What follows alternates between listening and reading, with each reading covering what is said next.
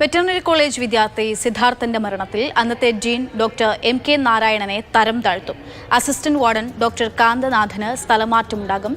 M Kamal വിവരങ്ങളുമായിട്ടുണ്ട്. കമൽ, എങ്ങനെയാണ് നടപടി? യഥാർത്ഥത്തിൽ ഇത് ഇന്നലെ ചേർന്ന ബോർഡ് ഓഫ് മാനേജ്മെന്റ്, യൂണിവേഴ്സിറ്റിയുടെ ബോർഡ് ഓഫ് മാനേജ്മെന്റ് അന്വേഷണ കമ്മീഷന്റെ ശുപാർശ അംഗീകരിച്ചതാണ്. നേരത്തെ തന്നെ അന്വേഷണ കമ്മീഷൻ ഈ നടപടികൾ ശുപാർശ ചെയ്തിരുന്നു. അന്ന് ഡീനായിരുന്ന സിദ്ധാർത്ഥൻ മരണപ്പെടുമ്പോൾ ഡീനായിരുന്ന ഡോക്ടർ എം.കെ. നാരായണനെ തരം താഴ്ത്താനും സ്ഥലം മാറ്റാനുമാണ് അന്വേഷണ കമ്മീഷൻ ശുപാർശ ചെയ്തത്.